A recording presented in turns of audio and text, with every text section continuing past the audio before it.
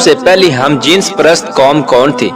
اور دنیا کے اندر ہم جنس پرستی کا آغاز کیسے ہوا، اور سب سے پہلے دنیا میں ہم جنس پرستی کس نے کروائی اور کس طرح اس گناہ کی بنیاد رکھی گئی۔ پیارے دوستو، ان تمام تر سوالات کے جوابات قرآن و حدیث کی روشنی میں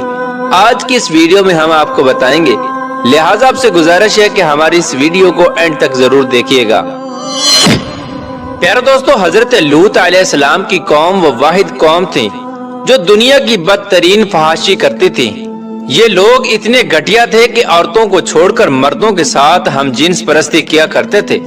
اور عورتوں کی بجائے مردوں کے ساتھ اپنی خواہشات پوری کیا کرتے تھے۔ شہر سدوم میں رہنے والی یہ قوم حضرت لوط علیہ السلام کی امت تھی۔ حضرت لوط علیہ السلام کو اللہ تبارک و تعالی نے نبوت سے سرفراز فرمایا تھا۔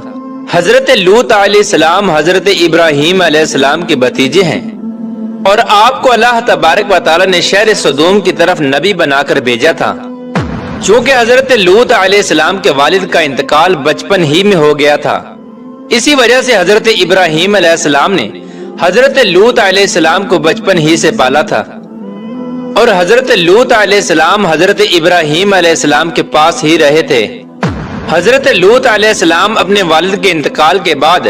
حضرت ابراہیم علیہ السلام کے ساتھ ہجرت کر کے ملک شام میں آ گئے تھے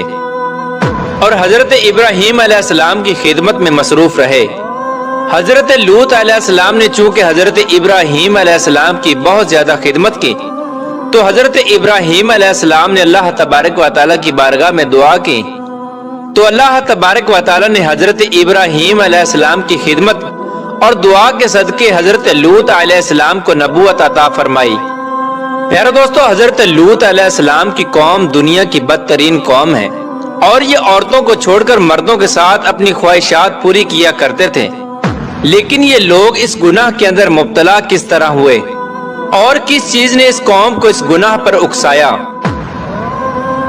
اس کے بارے میں روایات میں آتا ہے کہ جس شہر میں یہ قوم رہتی تھی اس شہر کو سدوم کہتے ہیں۔ شہر سدوم ایک ایسا علاقہ تھا جہاں پر اللہ تبارک و تعالیٰ کا خاص فضل و کرم تھا۔ یہاں پر سرسبز و شاداب باغات اور ہر طرف لہلہاتے کھیت تھے۔ اس علاقے میں پھلوں اور اناج کی بے شمار پیداوار ہوتی تھی۔ شہر سدوم کا یہ علاقہ ہر لحاظ سے خوشحال تھا۔ یہی وجہ تھی کہ آس پاس کے لوگ شہر سدوم میں اپنی زندگی کی اشیاء ضروریہ کو حاصل کرنے کے لیے اس شہر میں آیا کرتے تھے۔ لیکن شہر سدوم کے رہنے والے لوگوں کو یہ بات بالکل بھی ہضم نہ ہوئی۔ ان کا یہ خیال تھا کہ شہر سدوم میں پیدا ہونے والے اناج اور غلوں پر صرف انہی کا حق ہے۔ اسی لیے قوم لوط آس پاس کے علاقوں سے آنے والے لوگوں سے بہت تنگ تھے۔ ایک دن قوم لوط کے کچھ لوگ اسی بات پر جھگڑا کر رہے تھے کہ شیطان ایک بوڑھے کی صورت میں ان کی مجلس میں آیا اور ان لوگوں سے کہنے لگا کہ اگر تم لوگ ان مسافروں سے اپنی جان چھڑانا چاہتے ہو تو جو میں کہتا ہوں وہ کرنا پڑے گا۔ چنانچہ شیطان کی یہ بات سن کر لوگ شیطان سے پوچھنے لگے کہ وہ کون سا کام ہے جس کے کرنے کی وجہ سے ہمیں ان مسافروں سے چھٹکارا حاصل ہو سکتا ہے۔ تو شیطان نے کہا کہ میں تمہیں کل بتاؤں گا۔ چنانچہ کل شیطان ایک خوبصورت نوجوان لڑکے کی صورت میں ان لوگوں کے پاس آیا اور شہر سدوم کے لوگوں کو اپنی طرف مائل کرنے لگا، یہاں تک کہ شہر سدوم کے لوگ اس لڑکے کی طرف مائل ہو گئے اور اس خوبصورت لڑکے کے ساتھ زنا کر بیٹھے۔ اس بدکاری کے بعد شیطان نے ان لوگوں سے کہا کہ اگر تم لوگ آنے جانے والے مسافروں سے اپنی جان چھڑانا چاہتے ہو تو تم لوگ ہر آنے والے مسافر کے ساتھ یہی بدفعلی کیا کرو۔ جب تم لوگ ہر آنے والے مسافر کے ساتھ یہ بدفعلی کیا کرو گے تو کوئی بھی مسافر تمہارے علاقے میں داخل نہ ہوگا۔ پیارے دوستو، اس طرح شیطان نے سب سے پہلے اس قوم سے بدفعلی کروائی اور اس گناہ کا اس قوم کو ایسا چسکا لگا کہ وہ اس گناہ کے عادی بن گئے اور نوبت یہاں تک پہنچ گئی کہ لوگ عورتوں کو چھوڑ کر مردوں کے ساتھ اپنی جنسی تعلقات قائم کرنے لگے اور اپنی خواہشات پوری کرنے لگے۔ یہ گناہ شہر سدوم کے اندر اس قدر عام ہو گیا کہ ہر گھر میں یہ گناہ ہونے لگا اور کوئی بھی محفل اس گناہ سے خالی نہ ہوتی۔ ادھر جب حضرت لوط علیہ السلام کو اپنی قوم کے اس فعل کا پتہ چلا تو حضرت لوط علیہ السلام بہت غمگین ہوئے اور حضرت لوط علیہ السلام نے اپنی قوم کو اللہ تبارک و تعالیٰ کے عذاب سے ڈرایا اور اس گناہ سے منع کیا، جس طرح کہ اللہ تبارک و تعالیٰ قرآن پاک میں ارشاد فرماتا ہے، اور کیا وہ بے حیائی کرتے ہو جو تم سے پہلے جہاں میں کسی نے نہ کی؟ تم مردوں کے پاس شہوت سے جاتے ہو عورتوں کو چھوڑ کر، بلکہ تم لوگ حد سے گزرے ہوئے ہو۔ پیارے دوستو، یہ بدبخت قوم اس گناہ کے اندر اس قدر مبتلا ہو گئی کہ حد سے زیادہ بڑھ گئی۔ حضرت لوط علیہ السلام نے اپنی قوم کو بارہا دفعہ سمجھایا، لیکن یہ قوم اس گناہ سے باز نہ آئی۔ جب حضرت لوط علیہ السلام اس قوم کو اس گناہ سے منع کرتے تو یہ لوگ حضرت لوط علیہ السلام کو برا بھلا کہتے، اور نوبت یہاں تک پہنچ گئی کہ حضرت لوط علیہ السلام کو اس شہر سے نکالنے کی دھمکیاں دینے لگے،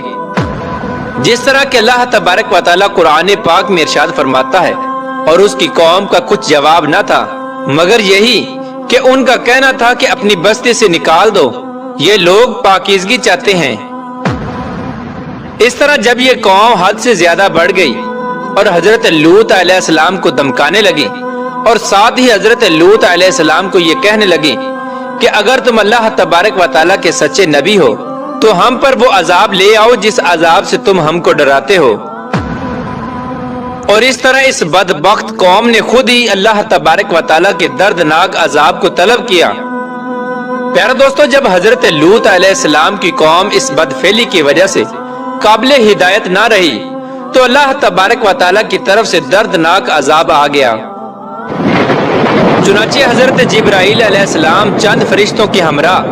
خوبصورت نوجوان لڑکوں کی صورت میں مہمان بن کر حضرت لوط علیہ السلام کے گھر میں تشریف لائے۔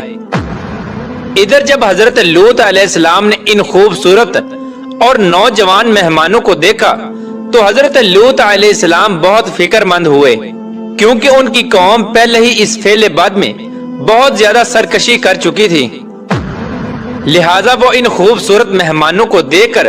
مزید فکر مند ہو گئے۔ چنانچہ حضرت لوط علیہ السلام کی بیوی جو حقیقت میں منافقہ تھی، جب اس نے ان مہمانوں کو دیکھا تو وہ چپکے سے شہر سدوم کے لوگوں کے پاس چلی گئی اور ان خوبصورت مہمانوں کے بارے میں ان کو بتانے لگی،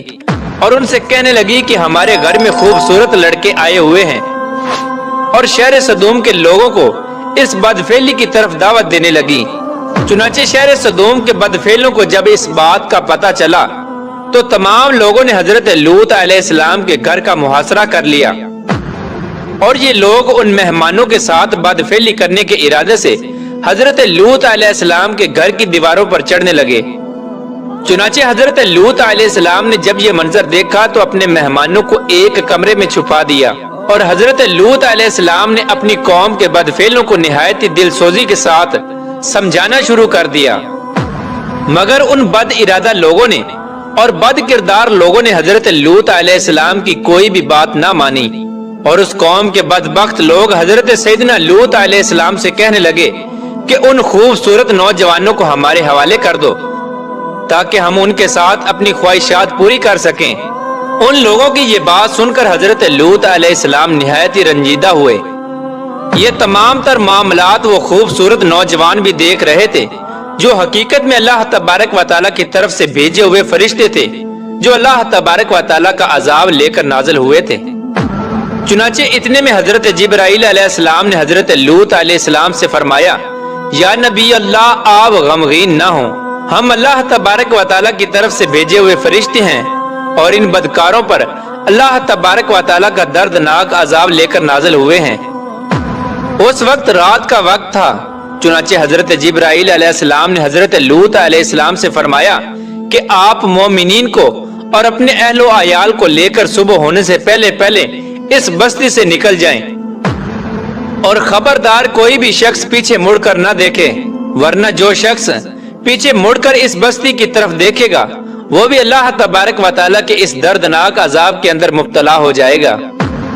چنانچہ حضرت لوط علیہ السلام اپنے گھر والوں کو اور مومنین کو اپنے ساتھ لے کر اس بستی سے روانہ ہو گئے۔ اس کے بعد حضرت جبرائیل علیہ السلام اس شہر کی 5 بستیوں کو اپنے پروں پر لے کر آسمان کی طرف بلند ہوئے، اور کچھ اوپر جا کر ان 5 بستیوں کو زمین پر الٹ دیا،